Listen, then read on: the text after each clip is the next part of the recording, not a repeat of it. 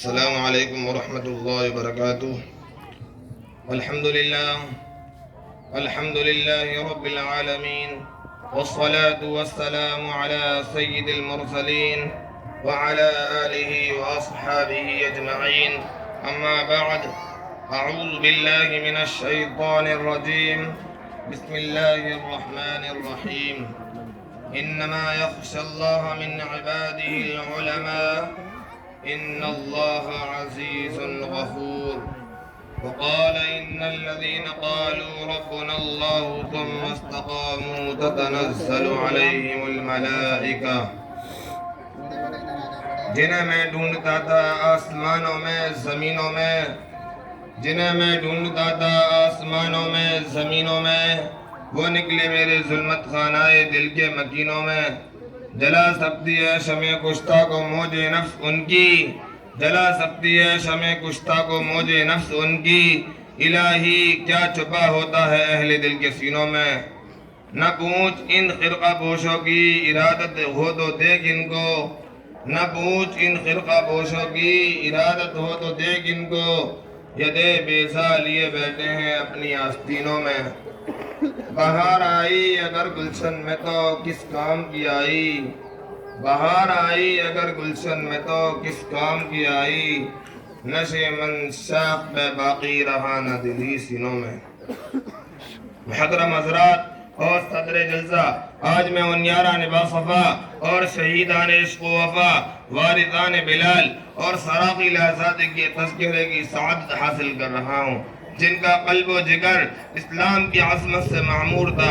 جن کے چہرے پر عزم و استقلال کی کرنیں جلوہ فکن تھیں، جن کا دل جذبہ جہاد سے سرشار تھا، جنہوں نے اپنی زندگی اسلام کی سربلندی اور اعلاء کلمت اللہ کے لیے وقف کر دی، جن کی ایک تاریخ ہے، جن کی ایک داستان ہے، جنہوں نے ہر دور میں اسلام کی آبیاری کی ہے اور چمنستان اسلام کی طرف بڑھنے والی ہر بات سموم کی راہ میں دیوار آہنی بن کر حائل ہو گئے ہیں۔ حضرات، اس چمنستان عالم کا پتا پتا اور بوٹا بوٹا اس بات پر شاہد ہے کہ یہ طبقہ ان اصحاب فکر و نظر اور وارثان قلب و جگر کا طبقہ ہے، جنہوں نے تاریخ کے ہر نازک موڑ پر اس امت کی رہنمائی اور دستگیری فرمائی ہے۔ یہ ان یاران باصفا اور شہیدان عشق و وفا کا قافلہ ہے، جنہوں نے ہر دور میں باطل کا مقابلہ کیا ہے۔ جب بھی باطل نے حق کو چیلنج کیا ہے، انہوں نے اس کے چیلنج کو قبول کیا ہے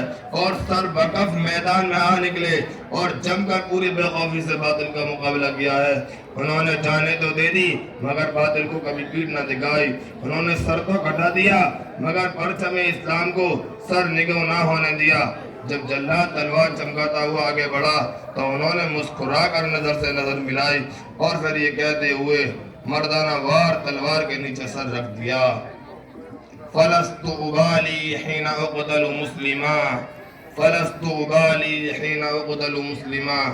عَلَىٰ أَيِّ شِقٍّ كَانَ فِي اللَّهِ مَصْرَعِي۔ یعنی خوشا وقت ہے کہ میری موت تیرے کوچے میں آ جائے، خوشا وقت ہے کہ میری موت تیرے کوچے میں آ جائے، یہی تو زندگی کا آخری ارمان ہے ساقی۔ غرض یہ کہ انہوں نے ہر محاذ پر باطل کا مقابلہ کیا اور ہر طرح سے مقابلہ کیا، ضرورت پڑی تو گولی چلائی، ضرورت پڑی تو تلوار چلائی، تلوار پھینکی، قلم اٹھا لیا، ضرورت پڑی تو اپنی شعلہ نوائیوں سے طوفان تند و تیز سرکش و بے باک کا کام لیا، اور جب ضرورت پڑی تو قوم کے ننھے ننھے نونہالوں کی تربیت و اصلاح فرما کر باطل کے لیے دیوار آہنی اور فولادی لشکر بنا دیا۔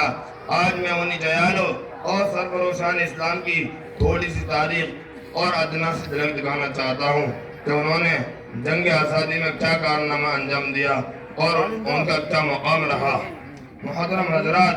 جب ہندوستان کی سرزمین پر انگریزوں کا ناپاک سایہ پڑا اور وہ اپنی شاطرانہ و عیارانہ چالوں سے یہاں کے مالک بن بیٹھے، جب باشندگان ہند پر طرح طرح کے ظلم و ستم کے پہاڑ توڑے جانے لگے، جب ہندوستانیوں کو غلام بنایا جانے لگا، جب ہندوستانیوں کا خون ان کے پسینوں سے بھی عرصہ ہونے لگا تو ایسے نازک وقت میں سب سے پہلے جس شخص نے عالم بغاوت بلند کیا وہ محدث کبیر، امام جلیل، رئیس الاولیاء، فخر چمن، محرم فن، نازش وطن شاہ عبدالعزیز ابن ولی اللہ محدث دہلوی ہیں۔ یہ وہی مرد مجاہد اور درویش خدا ہیں جس نے وقت سے بہت پہلے مسلمانوں کے نصب العین کا اعلان فرما دیا تھا، جہاں تک پہنچنے کے لیے دوسروں کو ابھی برسغا برس انتظار کرنا تھا۔ شاہ عبدالعزیز کا فتویٰ کیا تھا؟ گویا ایک برق بے امان تھا جو دشمنوں کے نقل تمنا پر گر پڑی، انگریزوں کی نیند حرام ہو گئی، جگہ جگہ آزادی کے شعلے بھڑکنے لگے، جگہ جگہ آزادی کے پرچم لہرانے لگے، سینوں میں ولولے مچلنے لگے، حوصلوں نے انگڑائیاں لینی شروع کر دی۔ مسند درس پر بیٹھ کر قرآن و حدیث کے درس دینے والے علماء اکرام خانقاہوں میں بیٹھ کر اپنے خون جگر سے شمع اسلام کو روشن کرنے والے مشائخ عظام اپنے مدرسوں اور خانقاہوں کو چھوڑ کر میدان میں آ گئے اور فرنگیوں کے خلاف محاذ بنا کر منزل کی جانب بے سر و سامان کے عالم میں نکل پڑے۔ میں اکیلا ہی چلا تھا جانب منزل مگر، میں اکیلا ہی چلا تھا جانب منزل مگر، راہ رو آتے گئے کارواں بنتا گیا کہ مصداق بن گئے۔ حضرات، یہ کارواں ایک طویل مسافت طے کرتے ہوئے کس طرح منزل مقصود تک پہنچا، یہ ایک لمبی داستان ہے۔ اس داستان میں امنگیں بھی ہیں اور محرومیاں بھی، عزم و عمل کا جوش و خروش بھی ہے اور شکست خوردگی اور بے چارگی کی افسردگی بھی، جنون شوق کی آشفتہ سیری بھی ہے اور گردش دورہ کی کجروی بھی۔ اس طویل مسافت کو طے کرتے ہوئے